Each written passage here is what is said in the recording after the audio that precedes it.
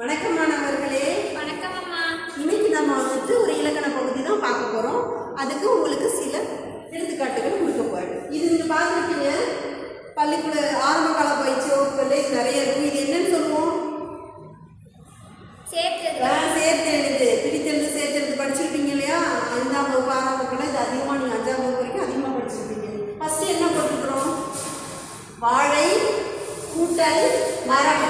என்ன வரும்? வாழை மரம். வாழை மரம். கரெக்டா? வாழை மரம் எழுதுறது கரெக்டா பாருங்க. வாழை கூட்டல் மரம், வாழை மரம். அடுத்து என்ன இருக்குது? வாழைப்பழம். வாழை கூட்டல் பழம், வாழைப்பழம்.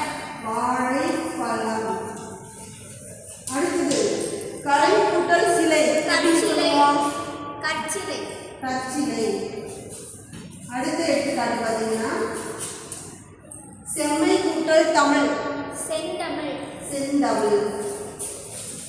இதெல்லாம் என்ன?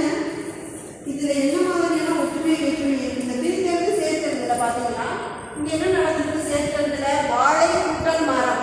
இதுல என்ன நடந்திருக்குது? அப்படியே எழுதிக்கோமா? இது என்னன்னு சொல்லுவோம் நம்ம? ஒரு சொல் இங்க என்னவா இருக்குது? நிலையா இருக்குது. இங்க இன்னும் இரண்டாவது ஒரு சொல் வந்திருக்குது. அப்ப இதை நம்ம என்னன்னு சொல்லுவோம்? இது நம்ம என்னன்னு சொல்லுவோம்? நிலைமொழி, வறுமொழி. எது நிலைமொழி? வாழை. நிலையாக இருக்கக்கூடிய அந்த முதல்ல இருக்கக்கூடிய வார்த்தையை நம்ம என்னன்னு சொல்லுவோம்? நிலைமொழின்னு சொல்லுவோம். புதுசா ரெண்டாவதா அந்த இணைப்பு சொல்லலாம் இது சேர்ந்து அந்த கூட்டத்தடையத்தில் வந்திருக்கக்கூடிய மொழியை, வந்திருக்கிற மொழியை வறுமொழி அப்படின்னு சொல்லுவோம். இந்த இடைமொழியும் வறுமொழியும் சேரும்போது இது என்னவாயிருக்குது?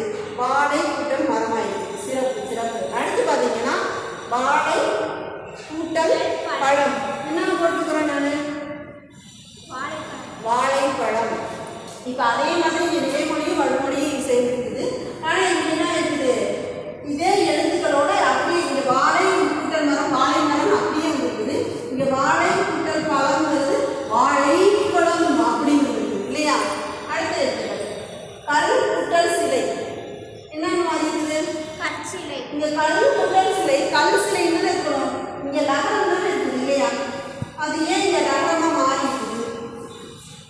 அடுத்த எடுத்துக்காட்டு பார்க்கலாம். செம்மை கூட்டல் தமிழ். செம்மை கூட்டல் தமிழ், செம்மை தமிழ் தானே வந்திருக்கணும். ஏன் செந்தமிழ்னு வந்திருக்குது? அப்ப நிலைமொழியும் வறுமொழியும் சேரும் பொழுது எழுத்துக்கள் என்னவா இருக்குது? ஒரே மாதிரி அப்படியே வந்திருக்குது. சில எழுத்துக்கள் புதுசா தோன்றி இருக்குது, சில எழுத்துக்கள் வேறொரு எழுத்தா மாறி இருக்குது, சில எழுத்துக்கள் மறையவும் செஞ்சிருக்குது. இதை தான் நம்ம என்னன்னு சொல்றோம்னு பார்த்தீங்கன்னா நிலைமொழி வறுமொழிக்குமான ஒரு உணர்ச்சி அப்படின்னு நம்ம சொல்றோம். சரிங்களா? அப்ப நம்ம என்ன சொல்றோம்? உணர்ச்சி, உணர்தல் அப்படின்னா என்னது? இரண்டு சொற்கள் இணைவது. இரண்டு சொற்கள் இணைவதை என்ன நம்ம சொல்லுவோம்? உணர்ச்சி. இரண்டு சொற்கள் இணைவதை நம்ம என்ன சொல்லுவோம்? உணர்ச்சி. உணர்ச்சினா அப்ப என்ன சொல்றோம்? நிலைமொழி கூட்டல் வறுமொழி. நிலைமொழியும் வறுமொழியும் சேர்வதை என்னன்னு சொல்லுவோம்? உணர்ச்சி. உணர்ச்சி அப்படின்னு சொல்லுவோம். ஓகே, சிறப்பு. உணர்ச்சினா என்னன்னு பார்த்தாச்சு. இப்போ இந்த உணர்ச்சியில வந்து ஏன் ஒரே மாதிரி இல்லாம இருக்குது? இங்க வாழை மரம் அப்படியே இருக்குது, இங்க ஒரு எழுத்து புதுசா இருக்குது, இங்க ஒரு எழுத்து இன்னொரு எழுத்தா மாறி இருக்குது, இங்க ஒரு எழுத்து கெட்டு போயிருக்குது. அப்ப இது என்ன வித்தியாசமா வந்திருக்குது? இதை பத்தி நம்ம பார்க்கலாம். இதைத்தான் நம்ம என்னன்னு சொல்றோம்னா உணர்ச்சியோட வகைகள் அப்படின்னு நம்ம சொல்றோம். உணர்ச்சியோட வகைகள் அப்படின்னு சொல்றோம். உணர்ச்சியை மொத்தம் எத்தனை வகையா பிரிப்போம்னா 2 வகையா பிரிக்கிறோம். உணர்ச்சி எத்தனை வகையா பிரிக்கலாம்? 2 வகை. ஓகேங்களா?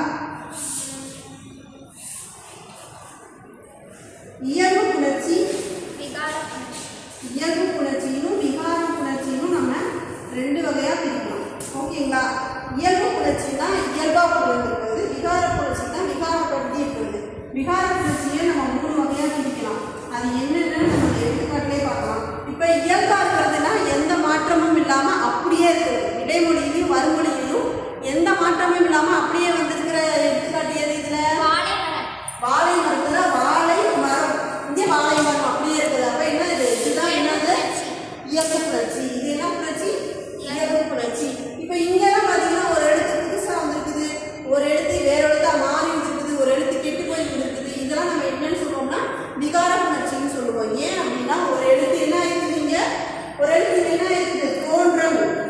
இப்ப தோன்றி புதுசா ஒரு எழுத்து தோன்றி இருக்கா? அப்ப நம்ம அதை என்ன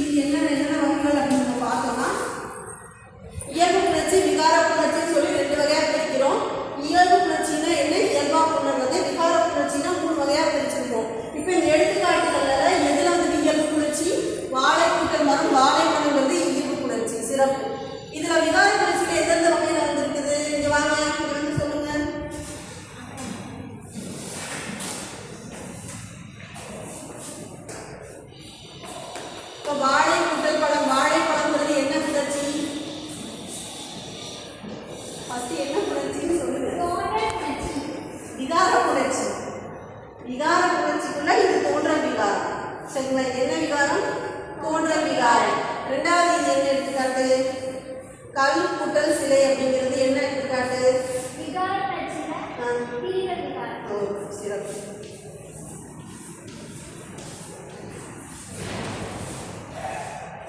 அடுத்தது செம்மை கூட்டல் தமிழ் செந்தமிழ்ங்கிறது என்ன புணர்ச்சி? விகார புணர்ச்சியில கெடுதல் விகாரம். கெடுதல் விகாரம்.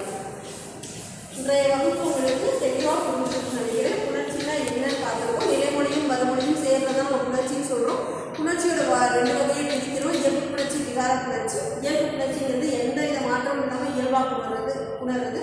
விகார புணர்ச்சிங்கிறது தோன்றல், திரிதல், கெடுதல் அப்படிங்கிற மூலின் அடிப்படையில் புணர்றது.